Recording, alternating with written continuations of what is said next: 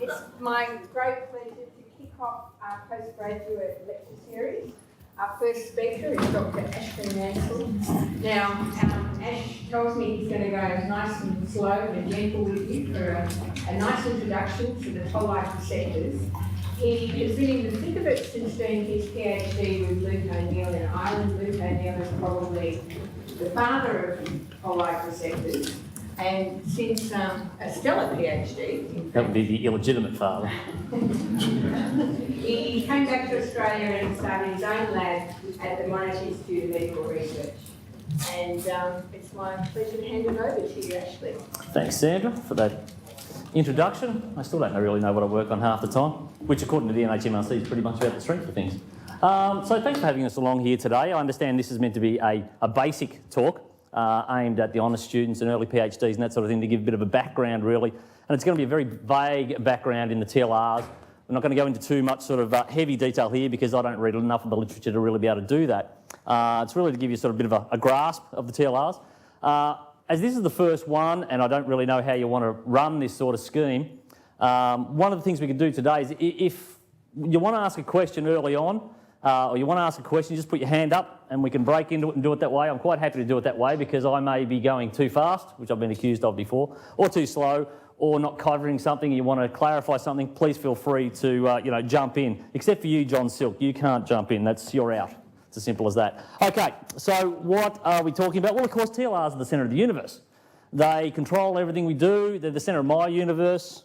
And, people like Seths and that sort of thing, we all have to labour under the pretensions of working on the TLRs. So, as Sandra said, I was at MIMR, Monash Institute of Medical Research. As of the 1st of July, we actually merged with Prince Henry. So our new name at the moment is the MIMR Prince Henry's Institute of Medical Research, which of course actually means we're the Monash Institute of Medical Research, Prince Henry's Institute of Medical Research. That was about half my NHMRC 9 pages, was actually just filling that in on the first page. So we desperately need a new name. So any suggestions are welcome. So I'm going to give you a bit of a history lesson, actually, a poor history, but a history lesson where we really go back to 1908, where Ilya Mechnikov won the Nobel Prize for his work on really innate immunity.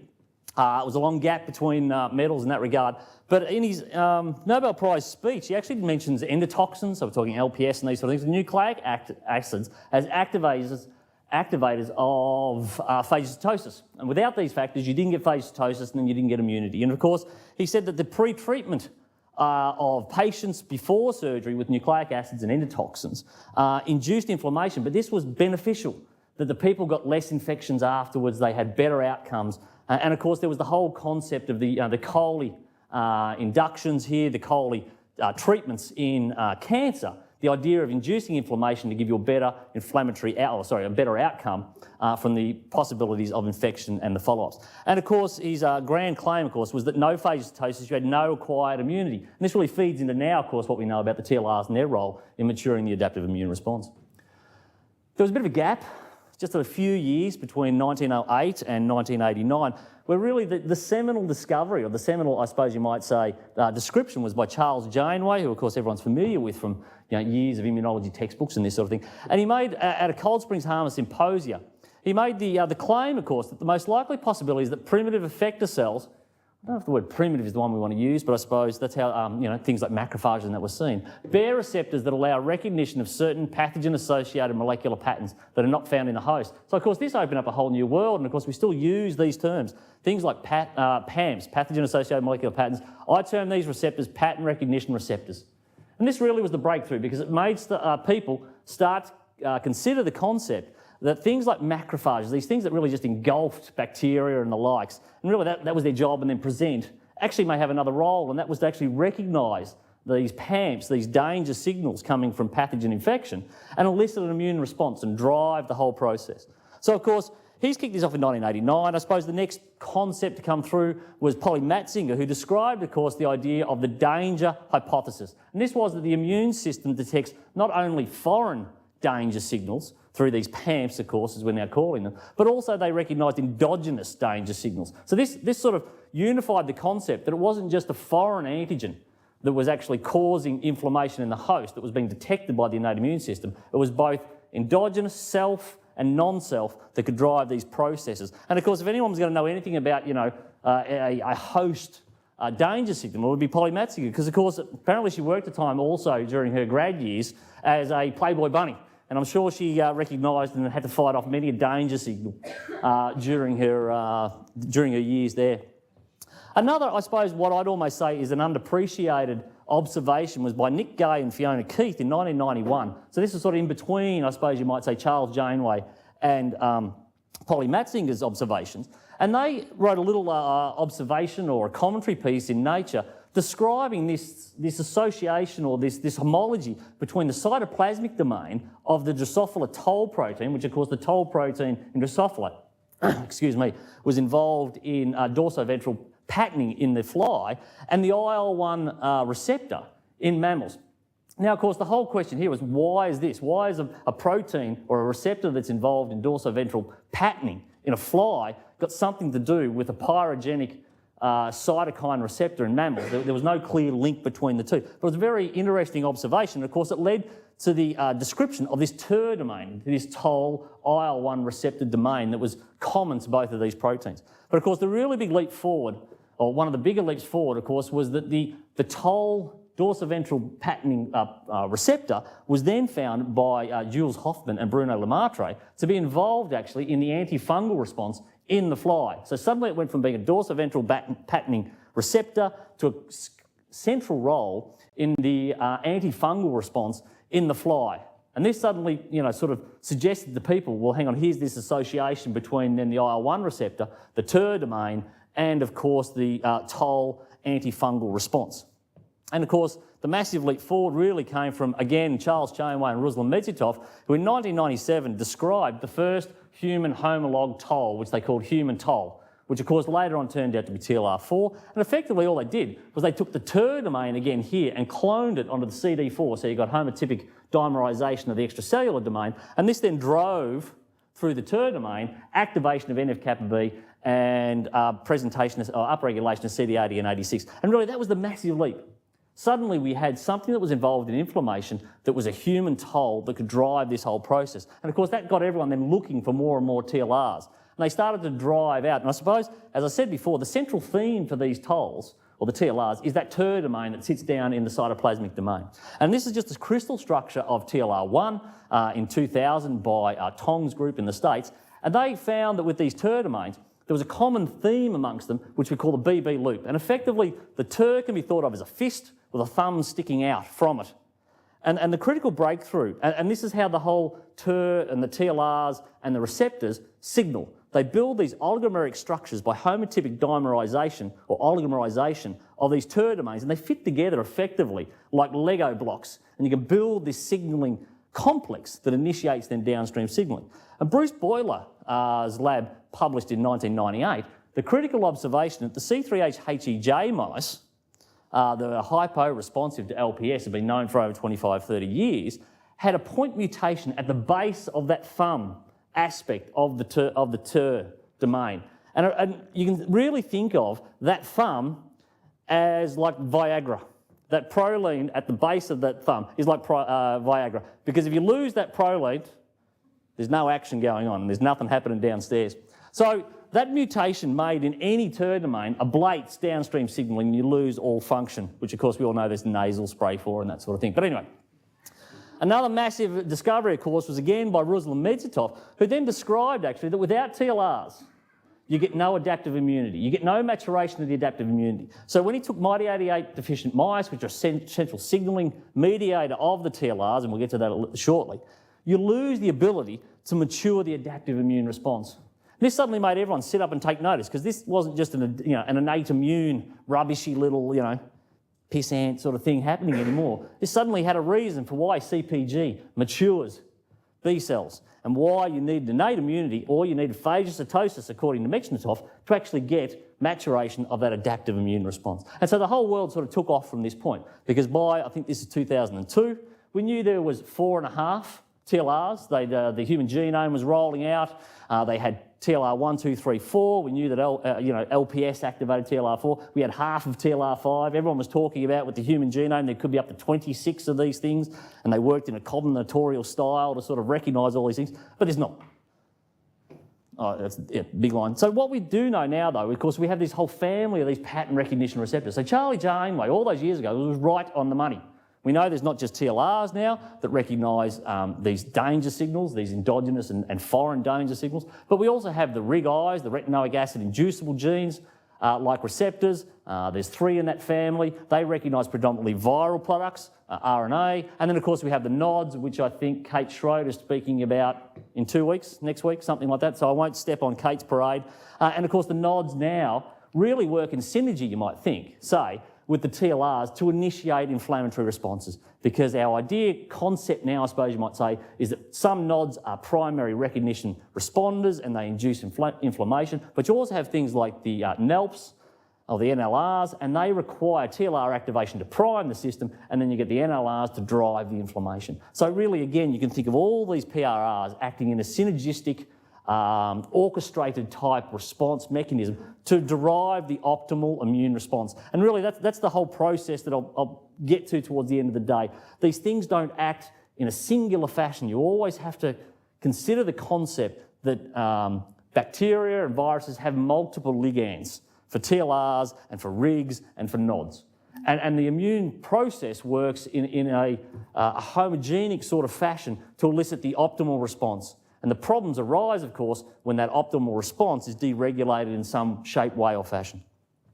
So, of course, all these findings led, of course, to the awarding of the Nobel Prize in 2011 to Bruce Beutler and Jules Hoffman for their role in the discovery of the tolls and the TLRs, and, of course, Ralph Steinman for his work in DCs. But, of course, there's always controversy with these things. Nothing goes too smoothly. And, of course, the first one was actually Bruno Lemaitre, who I mentioned before, was involved in that first Cell paper on the dorsoventral pattern toll protein. And of course, he brought out a website, because everyone can have a website these days for $2.95 or whatever it may be.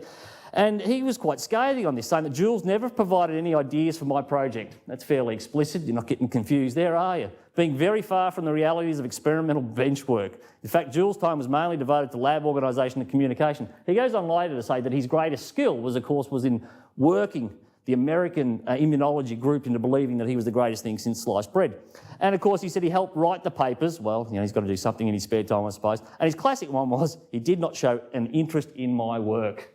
So he was fairly explicit that, really he knows where the Nobel Prize should have gone, and it wasn't to Jules Hoffman, of course. And of course, then there was also a comment or a correspondence in Nature signed by 32 immunologists, saying that really the work by Medzitov and Janeway was not recognised enough, and the award effectively shouldn't go on to Beutler, but it should have gone to Medzitov, because of course Janeway wasn't eligible as he was deceased at the time. So of course there's been this ongoing controversy, I suppose you might say, as who really should have got the award. But in reality, you've got to look at it in the fact that the TLRs and that whole pattern recognition receptor field has been recognised for its seminal contribution to our understanding of immunology. So again, as I mentioned earlier on, the signature aspect of all these TLRs is this TER domain, this cytosolic TER domain. And what sort of, obviously you've got the TLRs, which have these extracellular leucine-rich repeats, which define that aspect of the family, and you have the IL-1 receptor family, which have these Ig-like extracellular domains. But the TER domain and the cytosol is really what hangs the whole thing together. It's what initiates the signalling complex and drives the whole process, and it was the means by which all the family members were identified through the homology of the TER domain, which is very highly homologous, really, between not only mammalian TLRs, but also down through all the other species that have TLRs as well. And then this led, of course, to the description now of our family of mammalian TLR or TER-containing family members. And of course, we have the TLRs 1 to 10, which are found in humans. TLRs 11 to 13 are found in other mammals, predominantly mice, of course. We have the IL-1 family. And then, of course, we have the adapters, which I'm going to concentrate a little bit on today, because I think this is what adds a certain optimisation and specialisation really to TLR responses. So of course we have IL-1 receptors, IL-18 receptors, SIGA, which is a negative regulator, and possibly a positive aspect. There's different aspects there. And T1ST2, which is another family member receptor for IL-33. But of course the adapter proteins are like most things. They have multiple names. It gets very confusing if you try to do PubMed searches and anything like this. But today I'm going to really talk about Mighty 88, MEL, which I've worked on quite a bit, which is also called TIRAP, TRIF, which is TCAM1, Tram, which has these other names, predominantly TCAM2, and of course SARM, which is a negative regulator of the system, and it negative regulates TRIF signalling and TLR3 signalling, but I'm not going to go too much into that today. So these are the terms I'm going to refer to them as today, just for ease of getting through the process. Oh, sorry. And of course, all these TLRs, they're evolutionary conserved, so of course Fred Nile doesn't believe in them because evolution doesn't occur. They're found in nearly all species, plants, everything has them. And of course sea urchins have them. There's over 200 TLRs alone in the sea urchin, and I think they have over 300 nods and these sort of things. So of course it just goes to show that if you have enough pattern recognition receptors, you don't need adaptive immunity. So most of you people here are wasting your time, you can go home now, that's fine.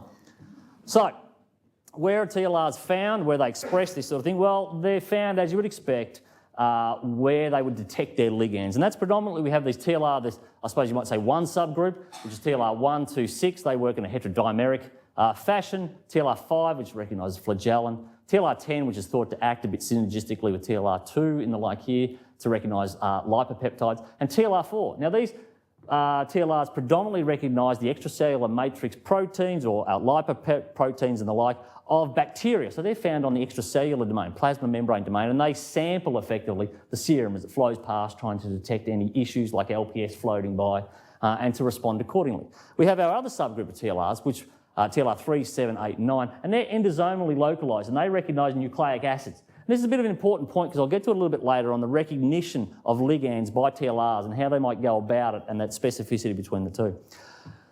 The conserved aspect of all TLRs is they signal via MID88 through what we call the canonical pathway, and we'll describe this in a little bit more detail shortly, to activate NF-kappa B. And again, if you go back, the discovery of NF-kappa B was again in the fly and it was in dorsoventral patterning. So it shows this continued association between the fly, dorsoventral patterning, and the immune response. And they drive that classic pro-inflammatory response, which is characterised by TNF, IL-6, IL-8, all these classic moderators of inflammation and chemokines and the like.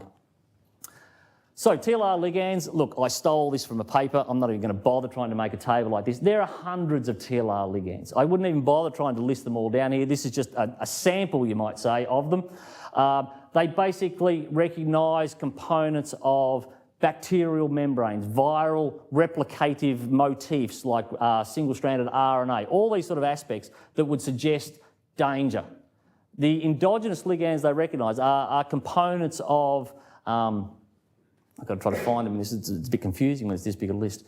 Basically you've got heat shock proteins and fibronectin and these sort of aspects, again, associated with a dying or dead or damaged cell. There's a problem to homeostasis, TLRs recognise it and they respond through inflammation. Now again, it has to be said, it's a bit of a George Bush approach to a response here. There's danger, I'm going to respond really big, kick a lot of heads, cause a few problems, but I've done my job. Let the other guys take over and see what the problems are. You sort it out later. So there are lots of TLR ligands. One thing you've got to be very wary of on any endogenous proteins is a lot of them have been produced in recombinant bacteria, of course, and so you have the ever-present danger of LPS. The classic paper for me of all time is the one in Journal of Immunology in 2000 that found that LPS is actually contaminated with lipopeptides. So we're always fearful of LPS contamination, and yet LPS itself can be contaminated. And that led to a lot of confusion in the early years of what was the receptor for LPS. Was it TLR2 or TLR4? But anyway, I regress. So I am fearful of PubMed. I do not read anywhere near enough PubMed as the likes of Seth does. I know who just trawls it all day, reading all those papers. I don't, I'm lazy. But TLR publications skyrocketed through the years. So as Sandra said earlier on, I started in about 1998 working on TLRs in Luke's lab, and it was great back then. There was 14 publications in 1998. Even I could keep up with PubMed in those days. We've now peaked, I think, at about 3,900 a year. This is just the TLRs. I haven't included the, the nods and the NELPs and the rigs and all that sort of thing. So they're probably double that now and this sort of thing. So hopefully we're starting to plateau out now. It just means that there's about 3,890 papers I don't read each year. Kate Stacey up at UQ actually worked out, so far we have 26,000 publications on it. She worked out a formula for this at the rate of growth. Back in the halcyon days back here. This projected, of course, that by 2020 there'd be over 200,000 TLR publications, so good luck keeping up with that, Seth. So I live in fear of PubMed every day because I just don't bother. My response to that, of course, is don't bother. And so part of the reason for this, of course, was this is the year 2000. This was a review by Luke O'Neill This was the state of play as we understood it back then. It is so wrong, it's embarrassing for O'Neill, but that's good. We had the toll pathway well worked out, of course. We had the homologs between the toll and the mammalian system here. This is wrong, of course. This is now wrong. We didn't even know whether the TLRs directly recognised these ligands or whether there was a proteolytic cascade, like in the toll system, that produced a ligand that bound to the TLRs. This, of course, is no longer the case. So that was 2000. That's 2006, one of these systems biology approaches. That's just scary. I think the TLRs are up there in red somewhere along the line. And yeah, there's NF-kappa B. So anyway, it's a little bit complicated. That's 2006. I hate to think what it looks like now in 2014. I'm a simple person, as many people here will attest to. So this is my version, or everyone else's version, really, of the TLR signalling pathway. And this is what we call the canonical pathway. So today I'll refer a bit to the canonical pathway and let's say peripheral pathways and that sort of thing. So the TLRs, well, they recognise their ligands. Here we have TLR 126. So this is TLR3. I'm putting it on the plasma membrane just for ease. You know, as we know, it would be here in the endosome, this sort of thing. Of course, TLR4, it's the granddaddy of TLR receptors. It's a lie. You know, strictly speaking, it's not actually a receptor because it actually doesn't bind its ligand. It actually works in conjunction with this other protein called MD2, which is a GPI-linked protein, and MD2 is what actually recognises LPS, which is brought to it, helped along, you might say, by CD14 and LPS binding protein. And they sort of hunt out the LPS in the serum and they shuttle it along to MD2, bind MD2, and then you get activation of TLR4, and we'll get all to that shortly. Simple thing is, ligand-induced receptor dimerization then recruits in the cytosolic adapter proteins through homotypic dimerization, and this then initiates the downstream signalling. And effectively what you get is you get MyD88 recruited to the receptor complex. It then recruits in through its homotypic dimerization of the death domains found in MyD88 and the IRAC proteins. You recruit in IRAC1 and 4. You get activation of IRAC4. IRAC4 phosphorylates IRAC1. You get hyperphosphorylation of it, polyubiquitination. That activates the complex, and you then get recruitment of TRAF6. TRAF6 really is a central mediator in these pathways because it acts as a point of bifurcation between the canonical pathway, leading here down to nuclear translocation of NF-kappa B, and then activation of the MAP kinases and the like, and AP1 and the like, that then activate these peripheral pathways to then activate the transcriptional activation of NF-kappa B. And this is what makes NF-kappa B transcriptionally active. So you can think of that the canonical pathway's main role is to drive NF-kappa B into the nucleus and sit on its DNA recognition motif, and then you get activation of these peripheral pathways to then transcriptionally activate it and then induce the transcriptional profile of activation. How many times did I use transcriptional there? A hell of a lot. Anyway, the other pathway, of course, was very originally named MyD88 independent pathway, and this works through TRIF, and the role of TRIF is to activate then, God knows what happened there, activate IRF3 through TBK1 and IKK epsilon. And this is exclusively used by TLR3 and TLR4. And their job really is to lead to the phosphorylation of IRF3 and its dimerization and into the nucleus here to then drive interferon beta production. So this was the key discovery really made by Stephanie Vogel and some others, was that the interferon beta response was mediated by this separate pathway and was independent of the type 1 interferons. So you didn't require type 1 interferons to get an interferon response from TLR4 and TLR3. So these are our two pathways we're sort of describing today, but predominantly we're going to work really on this canonical pathway. So of course we now know that TLRs, well, as I said, they're the centre of the universe. Even Homer thinks so. They can be implicated in nearly any disease that has an inflammatory basis of its primary function of disease. And so it's been implicated in a myriad of diabetes, cancer, infections, atherosclerosis, you name it, it's got a role in it. The classic one, of course, is that this comes as a huge surprise. Alcohol suppresses the TLRs. So that still doesn't explain why I get a raging inflammation in my brain the morning after a few beers, but anyway, that can't be associated. So it's involved in a multitude of disease, even for you, Neil, oral health. Lucky I put that in there, didn't know you were coming, that's goody. Anyway, so it's the basis of a lot of things, and that accounts really for a lot of that massive upsurge in publications there in the mid-2000s, because suddenly a lot of people started looking at the role of TLRs in their particular disease, and sure enough, it had a role. So how do TLRs recognise their ligands? Well, there's a nice little sort of split here, and we'll get to that in a second. But there's been some crucial papers, particularly by this the Lee group in South Korea, published 2 papers, nice isn't it, 2 papers in Cell in back-to-back issues, describing the crystal structure of TLR2 and TLR1, recognising lipopeptide PAM3-cis, and then of course they had the paper next describing the recognition of LPS of sorts, let's say, in this paper by TLR4 and how it went about it. And the nice thing here was they showed actually that with TLR4 and TLR2 recognition, while in TLR4 you had the convex surface, so you've got to think of the leucine-rich repeats in the extracellular domain as effectively a big horseshoe structure like this. And they sort of sit together. I don't know if that's a strange sort of move, but anyway, they sit together like this, almost like a scissors being open sort of thing. And the idea is that there's these 3 pockets here in the convex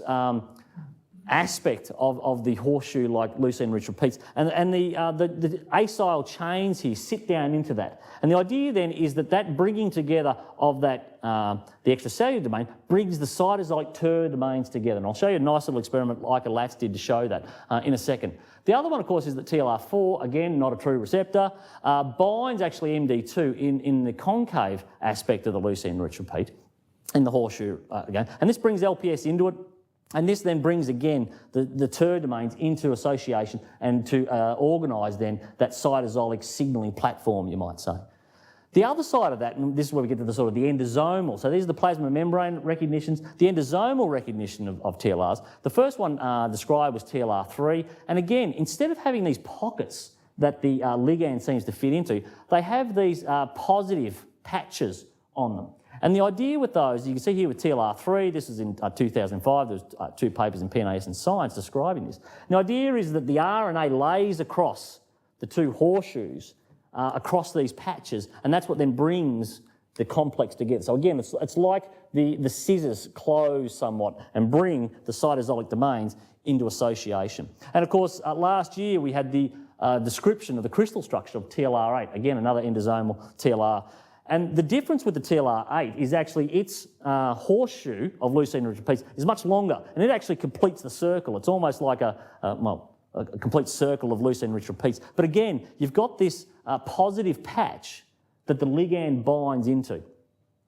And Eichelats showed that this association of the horseshoes, when they come together and recognise it, what he did through an elegant study using FRET and this split GFP system, was he was able to show that when you had TLR9, you didn't get FRET if you had, I think you had cerulean and citrine on the 2 different TLR9 receptors, and that when he put CpG DNA, stimulated the cells with those, that he actually got FRET, which means the TER domains moved into proximity enough to exchange that protein and drive the FRET. And he showed this even again using a split GFP where he had half GFP on one receptor, half GFP on the other, and when he put on the correct length of CpG DNA, they activated. But again, he also showed that was dependent on the gap between the CpG motifs, and that if you altered that by 1 either side, you didn't get that bringing together. Again, sort of reliant on this patch idea of that there's motifs that are recognised in either one that allow that system to be brought together.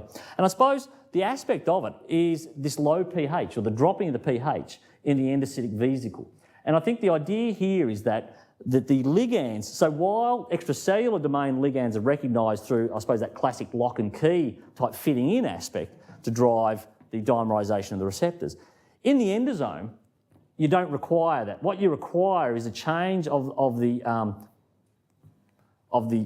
polarity, let's say, of your ligand, but also potentially of your receptor, and this then allows that association between the 2 to then bring it together. And that's why these patches, these positive patches are so important on the endosomal leucine-rich repeats to be able to recognise their ligands. So as I said earlier, today I'm going to concentrate a bit on the TLR adapters, and that, I believe, is because this is where the specificity comes from in the signalling. If you think of what I said at the start, all TLRs use MIghty88. Where are we? MIghty88. So why is it then that TLR4 is so much stronger in inducing an immune response to something like TLR5 or to TLR2? There are specific differences, and it's not just the ability to induce interferon beta. So what it really comes down to is this orchestrated usage of the TLR, the TER adapters in the cytosol. And the TLRs use different combinations of these. So TLR4 can use, to activate NF-kappa B, can use MEL, MIT88, Tram and TRIF. And it drives then NF-kappa B predominantly through these two, and then it drives predominantly IRF3, of course, through TRIF and Tram.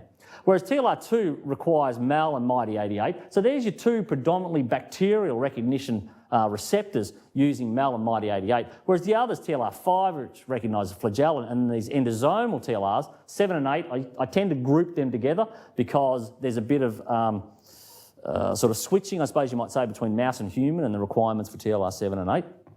And TLR9, and they're able to activate NF-kappa B through the use of MIT88. And then, of course, there are in specific cell subsets like PDCs, the ability of, again, these receptors to activate IRF3 and give you interferon production, type 1 interferon production, both alpha and beta.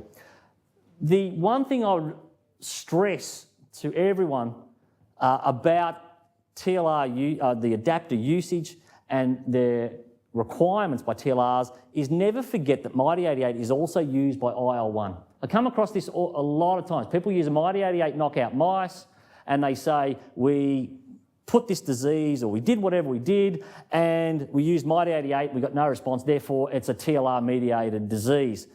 No, it's not, because you haven't taken into account the ability of the IL-1 family to use MIT88 as well. And so always keep in mind that there could be a role for IL-1 in your disease if you rely solely on MIT88. So, as I said before, all the other TLRs, like 2 and 5 and this sort of thing in the plasma membrane, they signal via MIT88, and they have this sort of automatic or very rapid activation of NF-kappa B in the induction of inflammation. But TLR4 is a bit different. It actually signals through these two processes, as we said, one through MEL and MIT88, the other through TRIF and Tram. But also you get this relocalization of TLR from the plasma membrane, where you get the initial signalling event, you get the recruitment of MEL and MIT88, and this drives what we call the early NF-kappa B response. But then you also get this delayed one, or this slightly later one, because you then get shifting effectively of TLR4 from the plasma membrane to the endosomal compartment, and this then recruits in Tram and TRIF for the MIT88 independent pathway. And this brings in what we call the late NF-kappa B response. And so if you take knockout cells or BMMs from MIT88 mice, you'll get this delayed response. You'll still get NF-kappa B translocation, but it's delayed, and you don't get cytokine production and this sort of thing. And then, of course, you also get, you also get, of course, IRF3 production. So again, you get this duality between the two, and this, I suppose you might say, localization, or the old real estate term, location, because you've got these two signalling from the plasma membrane, and you've got these two signalling from the endosome. There is a little bit of conjecture about whether this is clear-cut the case and the role of CD14. Jonathan Kagan is proposing that CD14 helps initiate this endosomal signalling aspect, but again, I think that still needs to be clarified somewhat. So you've got this organisation, I suppose you might say, this oligomerisation of that cytosolic signalling complex, which has now been termed from, I just love this name, the Lin-Lo-Wu structure, called the midosome.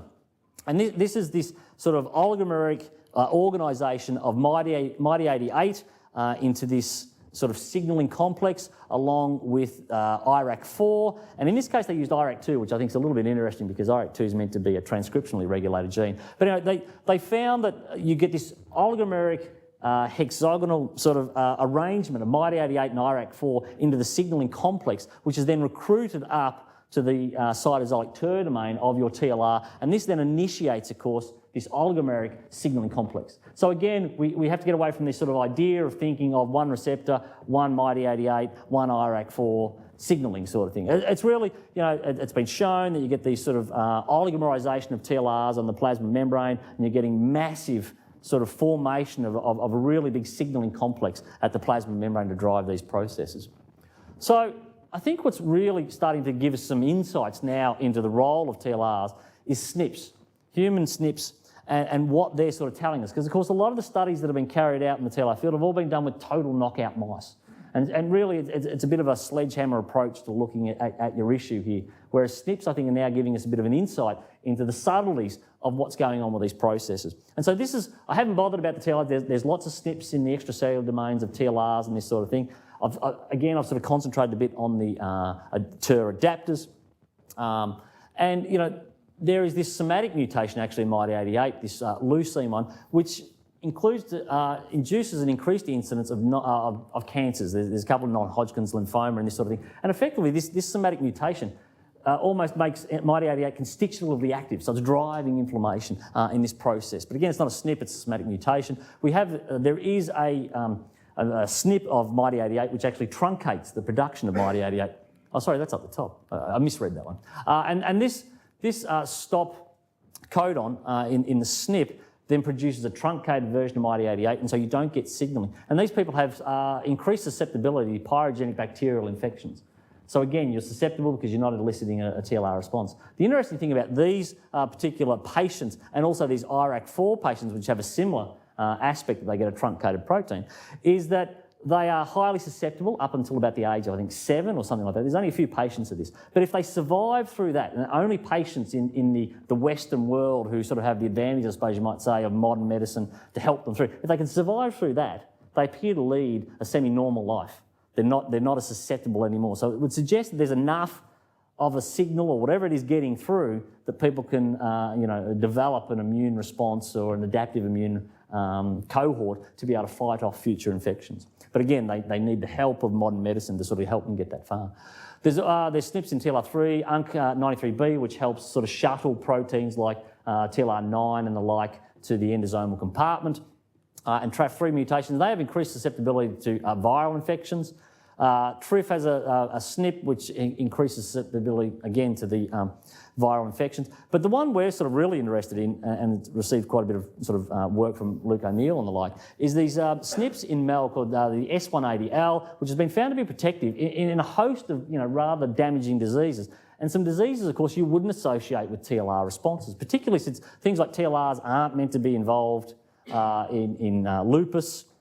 And the role of MEL in tuberculosis is a little bit controversial because there seems to be a bit of floating about the particular strains that have been used and the like. And the other one we're looking at as well, of course, this one called MEL D96M, which of course is also protective, been found in the Chinese population in tuberculosis. Now again, I'm sort of highlighting MEL because, well, I work on it, I hopefully understand it, but also I think it's starting, these SNPs are giving us some really interesting insights into what these proteins do. Because as I described earlier on, I said, well, MEL is a bridging adapter. It brings in MYD88. Tram brings in TRIF. So they're always just thought of as bridging or sorting adapters that didn't really do anything else. But I think these SNPs are now starting to show us that they do a lot more. Yeah, sorry, did you have a question? How prevalent is it protective SNPs in the population? They're low. They're low. They've obviously been, there's selective pressure on there. The MEL D96M is only found as a Het at this point in stage, I think, with a ranging incidence in different populations of between 0.5 and 3.5%. MEL S180L is, I think, been found, in the 1,000 genome screen, I think at about 3.5, something like that, 4%. But the other assumption, of course, would be that you may not survive through that if you have the SNP. Don't know. But yeah, they are rare, of course. So these two SNPs, what are they? Well, a couple of years ago, we solved the crystal structure of MEL, so it was the first cytosolic TER crystal structure to be solved. And what we found with that was that the two SNPs are actually found at this interface with MYD88. And there is what we call this acidic patch that appears to sort of facilitate the interaction. This is a model of MYD88, and this is the MEL crystal structure. And you can see the two of them sit right at that interface between the two. And the idea really is that the mutation of the two of these, you can see here, that this is the aspartic acid of D96, this is the serine, that when the SNPs come in here, you've got this asparagine mutation here, that you've lost part of that acidic formation there that allows in the recruitment of MYD88. And of course, the molecular characterisation of these two SNPs is described that both of these ablate the ability of MYD88 to interact with MEL and be recruited into the receptor complex. So effectively, it's almost described as being a knockout. You would think then that if MEL can't recruit MYD88, it can't do anything else. You won't get downstream signalling. But what we do know is that actually while these effective knockouts, because they're truncated mutations or SNPs, the patients are susceptible to these bacterial diseases. In mice, they're susceptible in a total knockout, but in the SNPs, they're protective. And they're not suffering from recurrent bacterial infections, but they're protective in, I suppose, what you might call a chronic disease. So it suggests then that MEL may be doing something else. And really this is just data from the knockouts showing that, again, you get this delayed MIT88 response here. But in the MEL knockout, you get exactly the same phenotype. You get a delayed LPS activation of the MAP kinases, and if I showed you the M's for NF-κB, you get delayed NF-κB translocation of the nucleus. But in the total knockouts of the 2s, you completely lose it. So again, it's implicit that MEL is implicitly required for TLR2 signalling and plays a very important role, obviously, in TLR4 signalling. Now, of course, we know that mice aren't men, even though we all rely on mice models to carry out our studies because they won't allow us to experiment on people as yet. Those students should be really reclassified, but that's another story altogether. And of course, there was this big paper in PNAS there in 2012 showing there's divergence between mice and human. Big shock there, I suppose. But I suppose it's a little bit more relevant for what we do. In 2011, Matt Sweet up in Queensland and Kate Schroeder, so you can ask her about this, they actually showed that the inflammatory response or the immune transcriptional response to LPS is very different between mice and humans, and there's big differences even in strains of mice and their ability to respond to LPS. So really, is the mouse a good model? Well, probably not, but it's about the best we've got at the moment, I suppose. But again, the SNPs are telling us there's big differences, and obviously there's differences in the mouse model. So, do mice provide the full picture? Well, probably not, but again, they're the best we can do. But I suppose the message I'm trying to get across here is that while the canonical signalling is absolutely crucial for the immune response from the TLRs, i.e. the MIT88 knockouts, the knockout SNP and the like in the mice, it's absolutely crucial to drive NF-κB into the nucleus. But it's what these bridging adapters may be doing that allow the fine-tuning. So we're not saying that these adapters, like MEL and Tram, are implicitly required for translocation of NF-κB, but they're required for the fine-tuning. They allow maybe the difference between a suboptimal response and an optimal response. And then if you bugger around with them, then you may get a deregulated response, but it also could provide the opportunities of targeting them for lessening the inflammatory response. So, and I suppose part of this was actually described by Luke in a paper that caused considerable grief for me and a couple of other people in the NHMRC some years ago when you're trying to do studies on MEL, and they say, well, MEL's not required for TLR2 signalling, Mansell, so you're talking crap. Have another shot next year, you're not even, you're a category 3 because O'Neill has stuffed you up here. But and what he found, of course, was that MEL was not required for the induction of IL-6 or NF-κB activation at high concentrations of TLR 1,2 PAM3-cis, or the 2,6 activation, but it was required at low concentrations.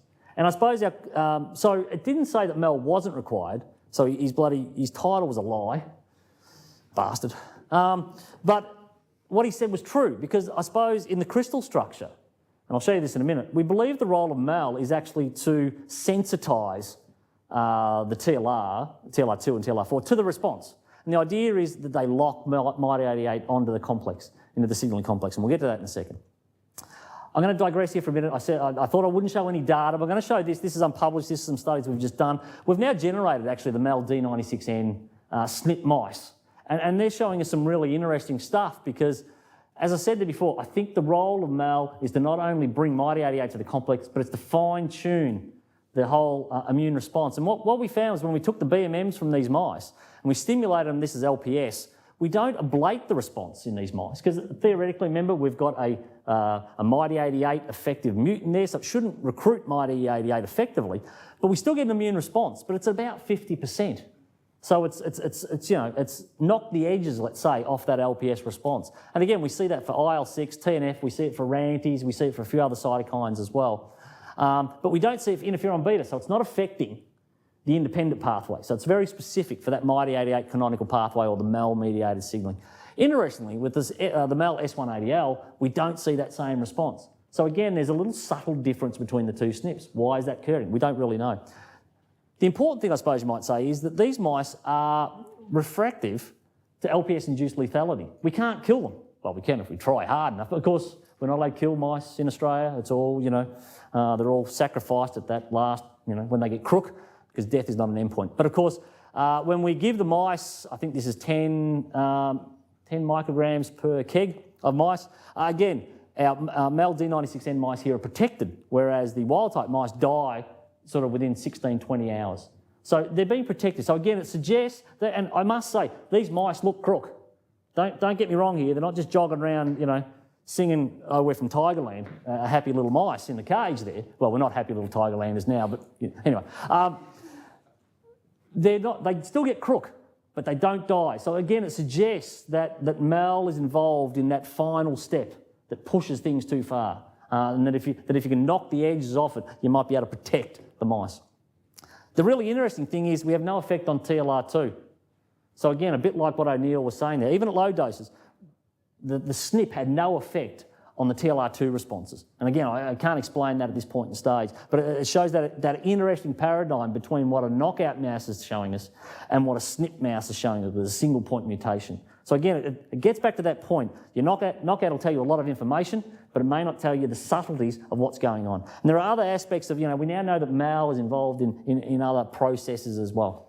So this is the crystal structure that we had last year, or a few years ago. This is Mal, it's in a dimeric formation here. This is TLR4, and this is MIT88. And obviously I don't do crystallization studies and that sort of thing. The people I work with do it, Boston Kobe up at UQ. They tell me that if you're going to have a structure, you have to make it rotate. So hang on a second. There we go. We start on our merry little way.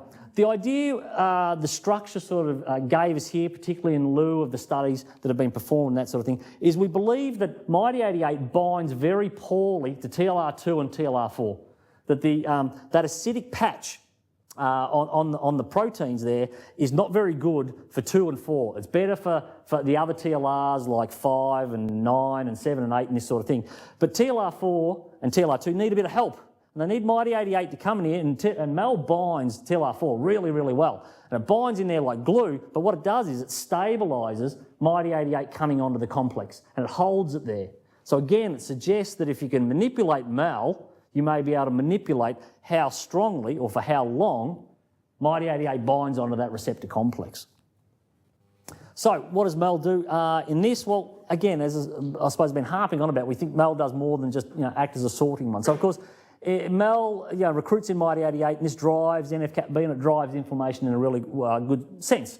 If you take the knockout mice, of course, you don't get MIT88 and you don't get inflammation. We just lose that process. The knockout mice tell us that. But in our SNP mice, we probably do get a bit of MIT88 interaction because it's a weak interaction. We're not saying that it's not there. So you get a weak bit of inflammation. But also our studies and others have also suggesting to us that Mal's doing other things, that it's recruiting in other factors that may be initiating signalling as well and driving the inflammatory complex.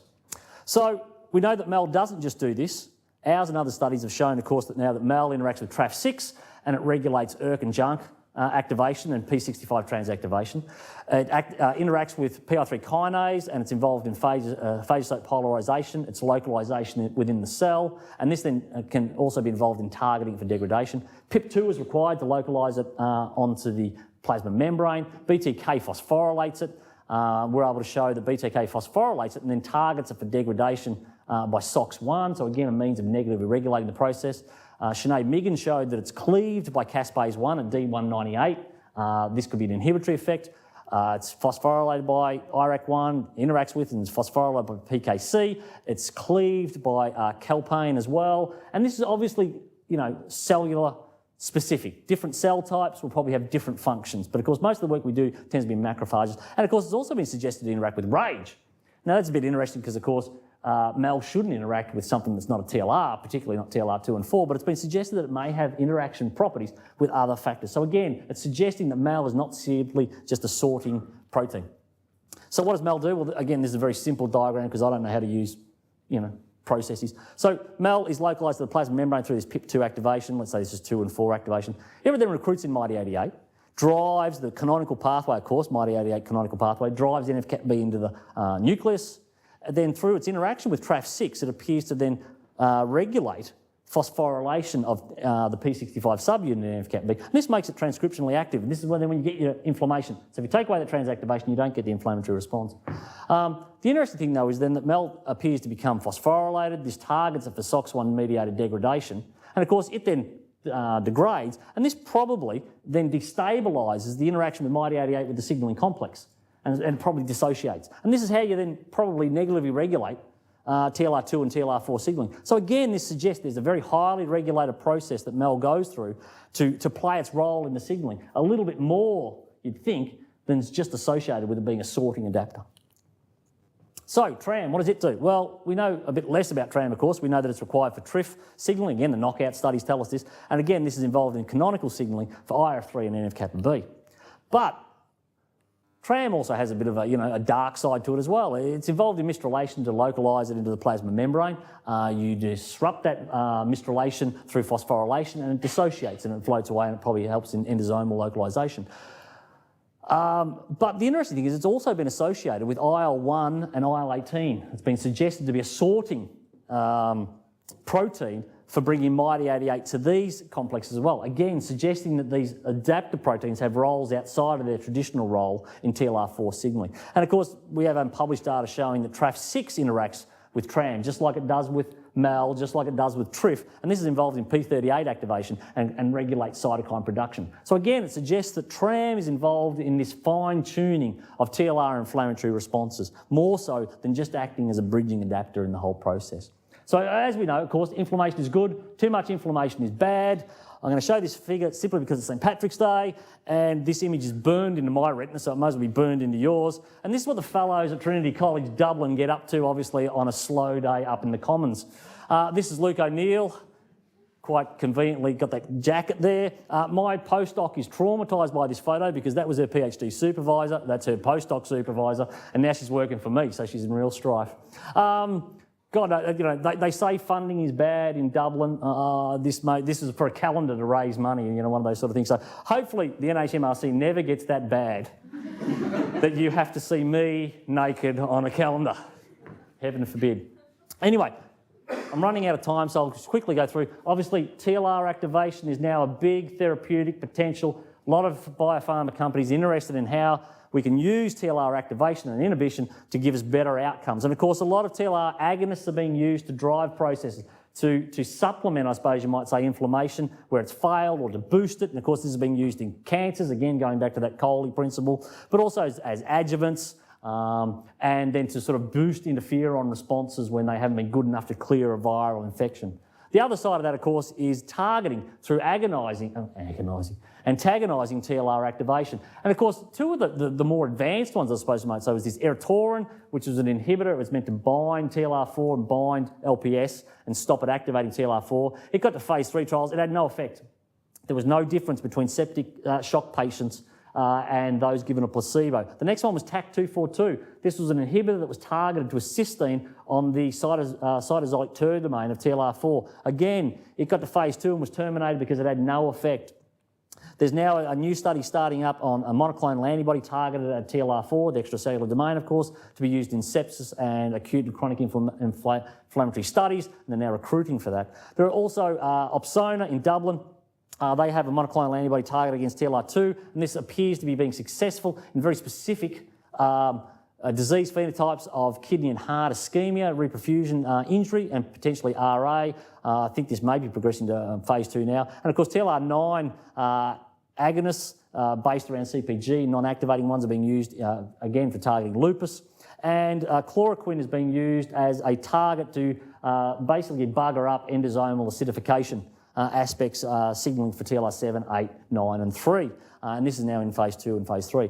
However, the big hit, I suppose you might say, was the failure of these two. These were the great white hopes, I suppose you might say, for TLR4 and septic shock activation. And the thought, I suppose, at the end of it was the failure was due basically because they focused on one TLR and one TLR alone. And of course, as we know, a bacteria or bacterial infection or something has multiple TLR ligands. And I suppose the aspect there was that putting all your eggs in the TLR4 basket may not have been the best hope. And the idea may be you may need a combinatorial approach to try to block multiple TLRs at once. Or, of course, as I would say on my NHMRC application, it'll probably get shot down anyway, but God knows, maybe you should target the adapters and target adapters like MEL that service more than one TLR. And then you might be able to also not only stop inflammation, but maybe knock the edges off. You still want inflammation, of course. All you want to do is just knock it down so it's not as damaging to you all. So, I suppose the conclusion, I finally did get to the end, is that these signalling pathways that we draw with nice straight arrows and all that sort of thing, you know, there's more arrows really now in this thing than Custer's last test. So this sort of simplistic approach of this, you know, one molecule, one other adapted protein, one downstream signaling, it's wrong. It's just not right. As I said, this is a hodgepodge, I suppose you might say, of all these interacting pathways trying to get the best result. And so really, it doesn't look like this, Adam and God. It looks a bit more like this, which is probably more akin to a lawn conference evening. And, you know, that's probably O'Neill there, actually. Of course, he doesn't have a drink in his hand, so maybe not. But anyway, it's probably a bit more like this. There's a bit of a Dante's hell going on there. There's things going on all together. So really, the reality is we're probably back at this mess that we don't want to have to put up with and that my brain can't sort of comprehend with. And so don't think of things as just being nice, simplistic, straight pathways. They're very convoluted. They're very difficult. And there's lots of subtleties to them that we don't maybe fully appreciate in just using knockout mice. Finally, I wish you all a happy St. Patrick's Day, Shloncha, and enjoy the rest of your day. Thanks very much.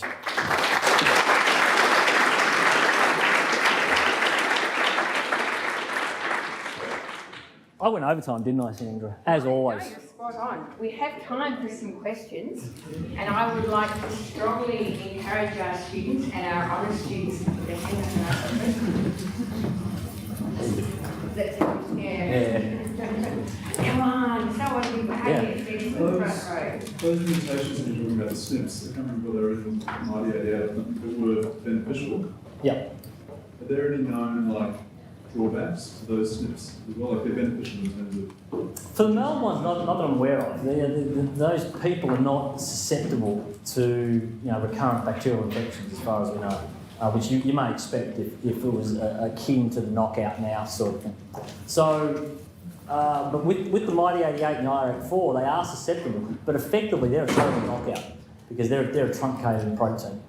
So you don't get the proper signaling complex. So effectively, they're like the mouse. So they're susceptible to recurrent infections and all this sort of thing. But the SNPs in Mal and the like, they're just protective. But they appear to be protective to chronic inflammation. Because most of those diseases I had up there in that regard, they're chronic inflammatory type diseases. So it appears to be that point mutation may just, again, knock the edge off that chronic aspect. You're not getting as much inflammation, and that's why you've been protected from it. Does it make you more susceptible to short-term infection? Don't think so. Sorry, for the endocytosis of the endosomal TLRs, can you give me a better idea how it's, which residues are responsible? Are they in the TLR domains or? What's responsible for their localisation to the endosomal compartment? Yes, from the plasma membrane. Well, they're actually sorted there. They're shuffled there by 93B. So TLR9 is not found on endoplasmic reticulum. And again, there was a very nice study by Michael Latz showed, I think about 2004, that if you tagged TLR9, you could see it localised to the endoplasmic reticulum. But as soon as you activated it and you formed an endosomal compartment, TLR9 basically just streamed to the endosomal compartment. So it's not a residue-dependent thing. You've actually got, I suppose, it's a bit like a chaperone protein. 93B takes it to the endosomal compartment, inserts it in that membrane, and then it's there ready to go sort of thing, you know, recognise the ligands and the like. So there must be something about CPG that induces the formation of an endosomal compartment. I know bugger all about that. How is the canonical pathway different from the non-canonical pathway? So the canonical pathway, its main role is to get NF-kappa B into the nucleus. That's the end product of that, and drive inflammation.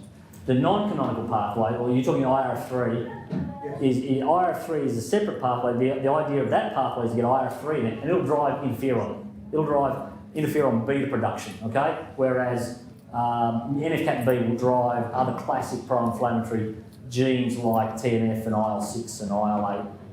You know, the list goes on forever. But yeah, the job of IRF3 is really to drive interferon beta production.